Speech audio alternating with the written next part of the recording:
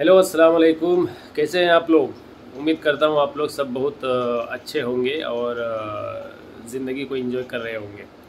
असल में काफ़ी सर्दी थी मुझे, इसलिए कल वीडियो शूट नहीं कर पाया। आज थोड़ा सा जो है मुख्तसर जो है ब्रीफ में मॉडर्न एजुकेशन और मुस्लिम स्पेशली इंडियन मुस्लिम की जो हालात है उस पर थोड़ा सा बात करते हैं और ये वीडियो अपलोड करते हैं। बाकी डिटेल जानकारी के लिए मुझसे आप हेल्प ले सकते हैं। ओके, अभी जो शिक्षा का हाल है ख़ास करके इंडियन मुसलमानों में वो क्या है? आपको एक बात बता दूं, इंडियन मुसलमान जो है प्राइवेट से लेके गवर्नमेंट तक फॉर्मल जॉब्स में सिर्फ 2% है, ओनली 2%। अच्छा, आपको एक पता है एक सर्वे के अनुसार भारत में जो मुसलमान है वो 3% मुस्लिम ही अपने बच्चे को मदरसा भेजते हैं, यानी मदरसा एजुकेशन लेते हैं। अच्छा, अब यहाँ कन्फ्यूजन ये हुई कि शिक्षा जो हासिल करें वो कौन सी शिक्षा हासिल करें, मदरसा जाएं, स्कूल जाएं या कुछ और करें। असल में भारतीय मुसलमान इस बात को नहीं समझ पाया कि शिक्षा का असल मकसद क्या है। आपको दीनी शिक्षा लेनी है, दुनियावी शिक्षा लेनी है या दोनों लेनी है? आपको मैं ये बता दूं कि जिस कौम की बुनियाद ही शिक्षा पर हो और जिस कौम को दुनिया में इसलिए भेजा गया हो कि तुम शिक्षा हासिल करो और शिक्षा लेके दूसरे को रास्ता दिखाओ, राह दिखाओ, अंधकार से उसको प्रकाश में लेके आओ, वही अगर पीछे रहेंगे तो शिक्षा कैसे क्षेत्र में कैसे आप खुद आगे बढ़ेंगे और दूसरे को क्या रास्ता दिखाएंगे? आपको पता है कुरान में इल्म जो वर्ड है, इल्म 800 मरतबा आया है। तो इल्म पर इतना जोर दिया गया है कुरान में। और आपको इस बता दूं कि नमाज पढ़ना फ़र्ज है, रोज़ा रखना फ़र्ज है, ज़कात देना अगर माली हालात ठीक हो तो वो भी फ़र्ज है। इसी तरह शिक्षा हासिल करना फ़र्ज है। अब कौन सी शिक्षा हासिल करना वो भी आगे बताऊंगा। शिक्षा हासिल करना इस्लाम में ज़रूरी है, इससे आप भाग ही नहीं सकते। आपको पता है एक हदीस के अनुसार 70,000 जो है लोग, 70,000 जो है मुस्लिम्स मोमिन, जो पक्के मोमिन होंगे, जो कभी ताबीज़ नहीं लटकाए होंगे, जिनका अकीदा शिर्क वाला नहीं होगा, जिनका अकीदा बिदअत वाला नहीं होगा, ये बिना हिसाब व किताब के जन्नत जाएंगे। बिना हिसाब व किताब के जन्नत जाएंगे। उससे भी 5 सवाल किया जाएगा। और गौर करिए ये 5 सवाल क्या किया जाएगा। पहला सवाल उससे ये पूछा जाएगा कि आपने अपनी इतनी लंबी उम्र कहाँ गुजारी, किस काम में गुजारी? पहला क्वेश्चन। दूसरा क्वेश्चन, कितना इंपॉर्टेंट क्वेश्चन है, देखो यहाँ पे नमाज रोजा ज़कात की बात नहीं पूछी जा रही है, कितना इंपॉर्टेंट क्वेश्चन है वो सुनो। कितनी इल्म हासिल की, यानी कितना इल्म आपने हासिल किया, ये दूसरा सवाल। ये उनसे पूछा जा रहा है जो 70,000 मुसलमान बिना हिसाब किताब के जन्नत जाएंगे, उनसे भी ये 5 सवाल पूछा जा रहा है, यानी इल्म आपने कितना हासिल किया, दूसरा सवाल। तीसरा, यानी कितना इल्म हासिल किया तो इस पे कितना अमल किया, तीसरा सवाल। यानी जो इल्म हासिल किया आपने उस पे आपने कितना अमल किया।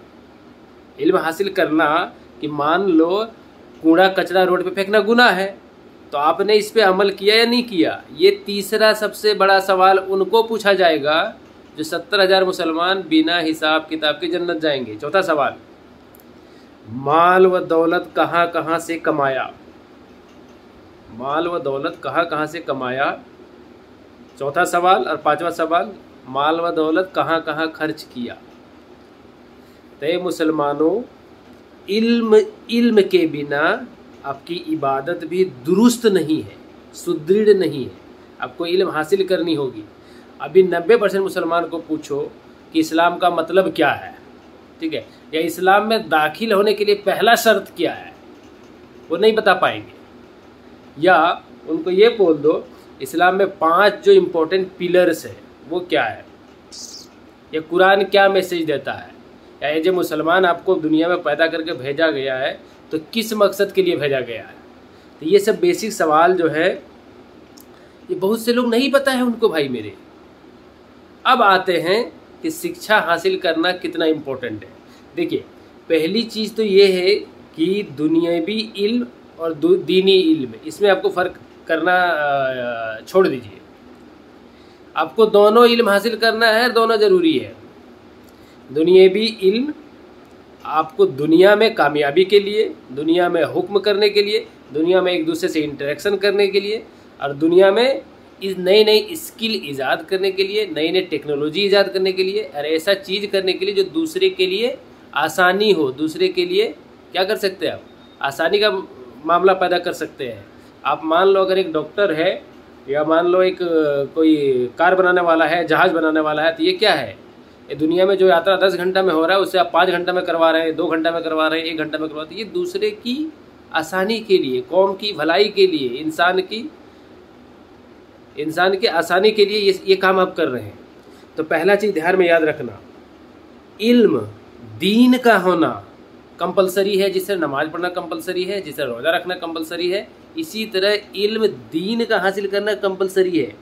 और दीन के इल्म के साथ दुनियावी इल्म इसलिए हासिल करना ज़रूरी है क्योंकि दीन की इल्म को दुनियावी के इल्म के कंटेक्स्ट में आपको प्रेजेंट करनी है।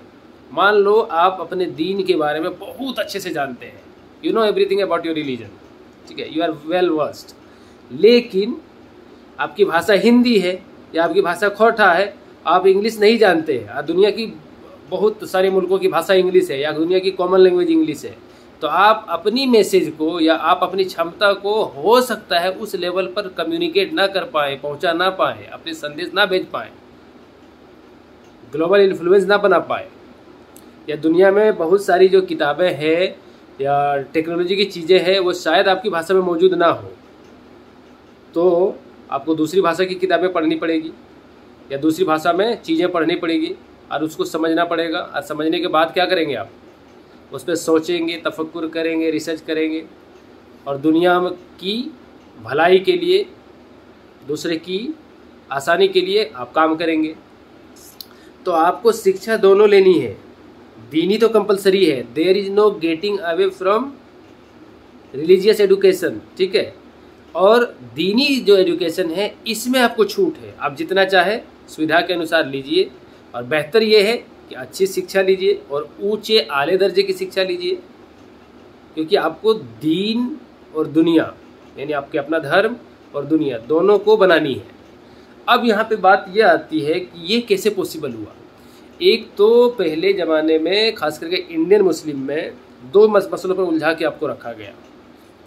एक तो ये कि आपको दीनी तालीम ही लेनी है, दुनियावी तालीम नहीं लेनी है। वो दीनी तालीम से आपको जन्नत जाएगा, आपको जन्नत मिलेगा, दुनियावी तालीम से आपको जहन्नम मिलेगा। ऐसा कुछ भी नहीं है, ऐसा बिल्कुल भी नहीं है। आप दीनी तालीम, एक मुसलमान पर इतना ज़रूर फ़र्ज है कि नमाज कैसे पढ़नी है ये आनी चाहिए, और नमाज पढ़ने के लिए जो सूरा है कुरान की वो कुरान पढ़ने आना चाहिए। कुरान मीनिंग के साथ अगर आता है तो बहुत अच्छी बात है। और कितनी इबादत, क्या क्या इबादतें करनी है ये बिल्कुल भी मुसलमान को आना ही आना चाहिए। उसके बाद क्या हराम है क्या हलाल है ये भी मुसलमान को आना चाहिए। मुसलमान को अपने पैगम्बर्स की टीचिंग्स, अपने सहाबा की टीचिंग्स ये आनी ही आनी चाहिए। और मुसलमान को सुन्नतें भी, बहुत सारी सुन्नतें भी आनी चाहिए। उसके बाद जो दीनी लाइफ हम जीते हैं, यानी डे टू डे जो लाइफ हम जीते हैं, उसमें इस्लामिक तरीके से कैसे रहना है, कैसे उठना है, कैसे बैठना है, क्या बातें करनी है, एक समाज में किससे किस तरह से रिस्पेक्ट से पेश आनी है, ये सारी इस्लामिक टीचिंग्स आपको हर हाल में जाननी ही जाननी है, कंपलसरी है। आप मुफ्ती ना बनो, आलिम ना बनो, लेकिन इतना ज़रूर बनो कि आपका धर्म का पर्पस क्या है, ठीक है। दूसरा ये है कि आपको इबादत करने आना चाहिए। तीसरा ये है कि क्या सही है क्या गलत है धर्म के अनुसार, ये भी आपको आना चाहिए। उसके बाद जो दीन में जो नई नई तब्दीलियाँ हो रही है या दीन में जो नई नई चीज़ें आ रही है, ये इस्लाम में सही है या गलत है, ये सब आपका इतना मतलब सोचने समझने की शक्ति होनी चाहिए। तो दीन का एजुकेशन लेना तो कंपलसरी है, इससे आप भाग ही नहीं सकते। अब दुनिया का एजुकेशन आ जाइए। दुनिया में आपको आसानी से रहने के लिए, आसानी से रोजगार करने के लिए, अपनी बातों को दूसरे तक पहुंचाने के लिए या समाज की भलाई के लिए आपको शिक्षा हासिल करना ही करना है। तो दीनी और दुनियावी तालीम दोनों आपको लेना है, इसमें आप भाग ही नहीं सकते, ठीक है। और जिस कौम की बुनियाद ही पढ़ो से शुरू हुआ है वो शिक्षा से कैसे भाग सकता है? आप ही दुनिया को रास्ता दिखाओगे ना। दुनिया में ये थोड़ी बोला जाता है कि क्या सही है क्या गलत है। कोई किताब आपको कहता है कि आप इतना कपड़ा पहनो या उतना कपड़ा पहनो। कोई भी दुनियावी जो किताब है वो आपको ये नहीं बताता है कि आपको कितनी कपड़े पहननी है, या शॉर्ट्स में रहो या बिकनी पहन के बीच जाओ, बिकनी पहन के बाजार जाओ। ये दुनिया की कपड़ा, ये दुनिया की चीज़ें नहीं आपको बताती है। तो ये कौन बताती है? ये आपको आपकी दीनी शिक्षा बता रही है। जब जंगलों में इंसान रहते थे तो वहाँ क्या था कि एक दूसरे आदमी से कम एनकाउंटर होते थे, कम मिलते जुलते थे। तो उस समय कम लोग अपने प्राइवेट पार्ट्स को ढकते थे। जब इंसानों का मिलन होने लगा, एक दूसरे के बीच में शूर पैदा होने लगी, शर्म आने लगी, तो पत्तियों से इंसान जो है अपने प्राइवेट पार्ट्स को ढकने लगे। यानी इंसान जो है एक सिविलाइज्ड वे में आते आते अपने प्राइवेट पार्ट को प्रॉपरली ढकना शुरू किया। अब इंसान को क्या हुआ कि फिर उस तरफ जा रहे हैं। तो मैं यहाँ पे सिर्फ ये कहना चाह रहा था कि आपकी दीन जो है क्या सही है क्या है गलत है वो बता रही है। और बहुत ऐसी चीज़ें हैं जो एज पर इस्लाम बिल्कुल सही है या एज पर दीन बहुत सही है, लेकिन चूंकि आपका दीन को नॉलेज नहीं है, आपका दीन का नॉलेज नहीं है या रिलीजन का नॉलेज नहीं है, इसलिए आप गलत इंटरप्रेट कर देते हैं। आपको पता है इस्लाम में 5 टाइम मिसवाक करना जो है सुन्नत है, यानी रिकमेंडेड है 5 टाइम मिसवाक करना। आज के मेडिकल के डॉक्टर को आप पूछो तो बोलते हैं कि आप जब ब्रश करते हैं या मिसवाक करते हैं तो 3.5 घंटा के बाद आपका मतलब क्या 3.5 से 4 घंटा बाद जो है बैक्टीरिया या कैविटी जो है दांतों में जमना शुरू हो जाता है। जब ब्रश करते हैं या मिसवाक करते हैं तो बैक्टीरिया जो है 4-5 घंटा तक या कैविटी 4-5 घंटे तक नहीं जमते हैं, नहीं बनते हैं आपके माउथ में। और इस्लाम ऑलरेडी कह दिया है कि 24 घंटे में आपको 5 बार मिसवाक करनी है। क्या मतलब हुआ? 24 घंटे में 5 बार मिसवाक अगर करनी है तो दिन में कितने बार हुआ? 5 बार हुआ कि नहीं? हर 5 घंटे में एक बार करनी है कि नहीं? ऑलमोस्ट हर 4.5-5 घंटे में एक बार मिसवाक आपको करनी है। तो ये इस्लाम ऑलरेडी कह रहा है। इस्लाम कह रहा है सोने से पहले मिसवाक करके सोओ। आज का डॉक्टर भी ये कहता है कि सोने से पहले मिसवाक करके अगर सोओगे तो हेल्थ के लिए काफ़ी अच्छा है। कैविटी भी रातों भर कम बनती है जब मुंह में, ठीक है, ओके। तो ये आपको नॉलेज होना बहुत ज़रूरी है। उसके बाद भी बहुत सारी ऐसी चीज़ें हैं जिसकी बिल्कुल भी लॉजिक्स है, ठीक है। आप मुझसे पूछेंगे बता देंगे, 2-3 घंटे का वो हो जाएगा, मुझे शॉर्ट वीडियो बनानी है, ओके।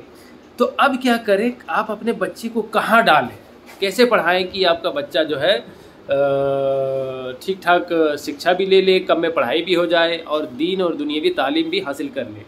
अभी मैं गूगल पे सर्च कर रहा था और ये पता करने की कोशिश कर रहा था कि देश में कितने इस्लामिक स्कूल्स हैं।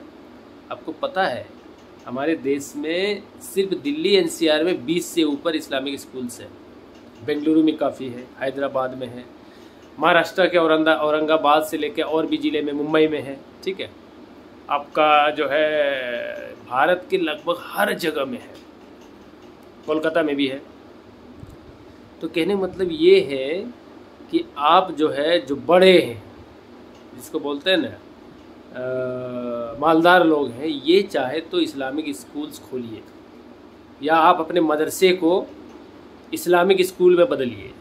आप मदरसा में दीनी तालीम दीजिए, दीनी तालीम के अलावा मॉडर्न तालीम भी दीजिए, बहुत ज़रूरी है।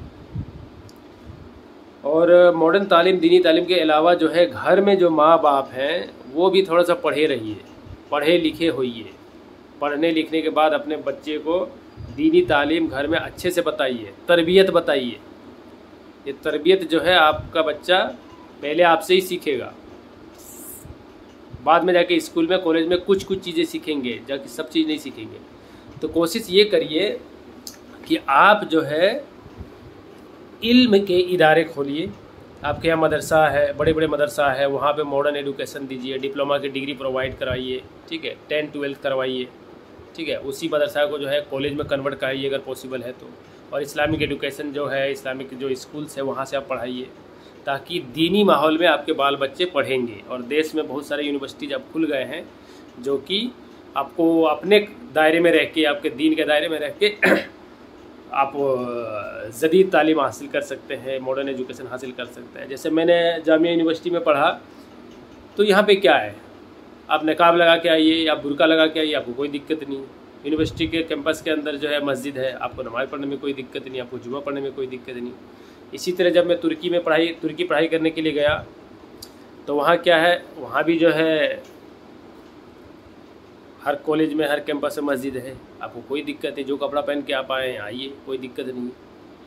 तो यहाँ कहने का मतलब ये है कि आप जो है अच्छे तालीम हासिल कराइए। और एक बहुत ही इम्पोर्टेंट बात लास्ट में, बहुत सारे लोग हैं सोच रहे कि बड़े बड़े कॉन्वेंट स्कूल में 5,000, 10,000, 20,000 महीना दे के हम पढ़ाएंगे तो हमारे बेटा बहुत अच्छा होगा, बहुत अच्छा इंग्लिश बोलेगा, बहुत कुछ ये कर देगा, वो कर देगा। आप शुरू से ये पैसा फालतू में बर्बाद मत करिए।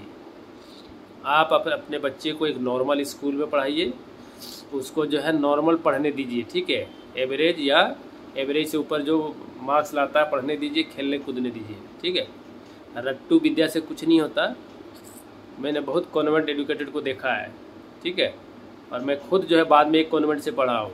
लेकिन शिक्षा जो है समझ के पढ़ने वाली चीज़ है, उस पर सोचना है, उसको बोलते नहीं इंग्लिश में ponder, think over the topic, ठीक है, थिंक ओवर द कंसेप्ट। तो इंग्लिश मीडियम में खास करके कॉन्वेंट में टॉपिक के बारे में बहुत ज़्यादा वो सोचते नहीं है 10 तक, ठीक है, उसके बाद भले वो सोचते होंगे, तो 10 तक बहुत ज़्यादा वो सोचते नहीं है। इसलिए शुरू से 10 तक 2,000, 4,000, 5,000, 20,000 खर्चा करने की कोई ज़रूरत नहीं है। आप एक नॉर्मल स्कूल में पढ़ाइए जहाँ आपकी सुविधा हो, और सुविधा के अनुसार पढ़ाइए और तरबियत दीजिए। उसके बाद जब वो 12 कर ले, उसके बाद जिस लाइन में वो जाना चाहते हैं उस लाइन में भेज दीजिए, कोई दिक्कत नहीं है। लेकिन एक चीज़ हमेशा ध्यान में रखिएगा, पैसा के लिए कभी पढ़ाई नहीं करवाइए। क्यों नहीं करवाइए पता है? मान लो आपका बेटा जो है एक IIT इंजीनियर बन गया, या एक डॉक्टर बन गया, या मान लो आपका बेटा IAS बन गया। आपको पता है IAS बनने के बाद अगर पैसा कमाने का नीयत है तो पैसा सिर्फ IAS का शुरुआती सैलरी है 67,000 प्लस 20,000 TA, उसके बाद एक बंगला, एक गाड़ी, तब तक के लिए है जब तक वो सर्विस में है, बाकी बात नहीं है।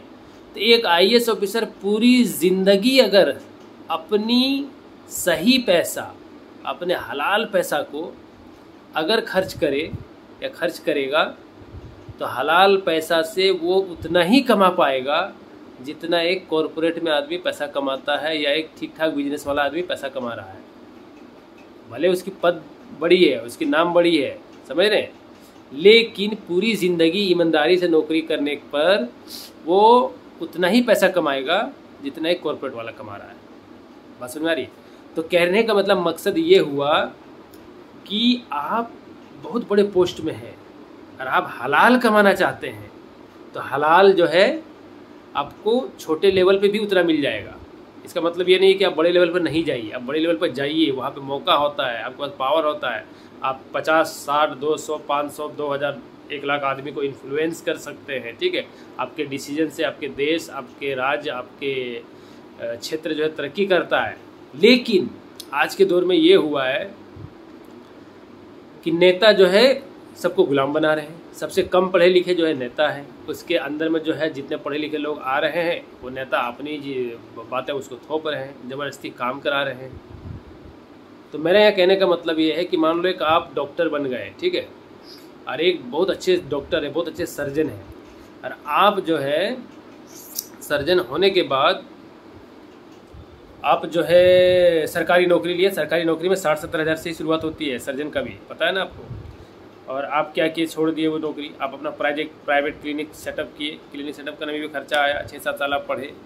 तो आप अगर ईमानदारी से नौकरी करेंगे एज ए डॉक्टर, तो हो सकता है कि आप थोड़ा ज़्यादा कमा लें, लेकिन ईमानदारी से डॉक्टर नौकरी करेंगे तो भी आप उतना नहीं कमा पाएंगे जितना एक प्राइवेट आजकल सर्जन कमा रहे हैं या नौकरी वाले कमा रहे हैं।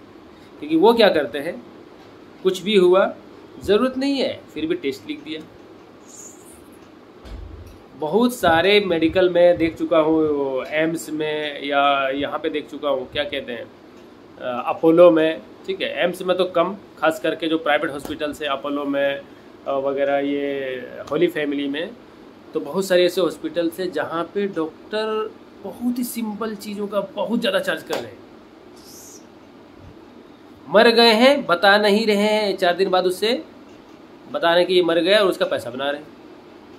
तो ये तरीका जो है, पढ़ने लिखने से कोई फ़ायदा नहीं होगा। आपके अंदर आपका गुण, आपका ईमानदारी और आपका जो है एक इंसानियत अगर ज़िंदा नहीं है, ज़मीर ज़िंदा नहीं है, तो पढ़ने से कोई फ़ायदा नहीं होगा। एक ठेला वाला जो ईमानदारी से तोल के सामान बेच रहा है, बिना झूठ बोले वो कमा रहा है, खा रहा है, परिवार को पाल रहा है और किसी का माल हड़प नहीं रहा है, बड़ी ईमानदारी से ज़िंदगी चला रहा है, तो एक ठेला वाला जो है आपसे लाख गुना बेहतर है। समझ रहे हैं?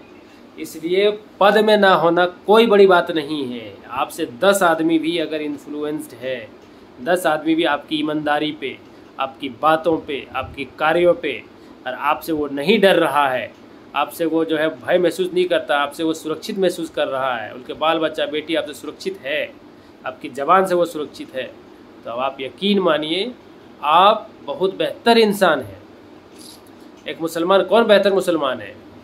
वो एक बेहतर मुसलमान है जिनके ज़बान से और जिनके हाथ से किसी दूसरे आदमी को, इंसान को, जानवर को कोई तकलीफ़ ना पहुँचे, वो है बेहतर मुसलमान। तो आज का जो ये कन्वर्सेशन है काफ़ी लंबा हो गया, तो मैं चाहता हूँ कि इसको यहीं पे विराम देता हूँ। हम दूसरी वीडियो में मिलेंगे और डिफरेंट टॉपिक पे डिस्कस करेंगे। इस बीच जो है आप मॉडर्न शिक्षा और शिक्षा आप अपने बाल बच्चे को कैसे दे सकते हैं, इस पर मुझसे राय ले सकते हैं। मेरा नंबर आपके पास होगा, मैसेज कर सकते हैं। ठीक है, तब तक के लिए अल्लाह हाफिज़।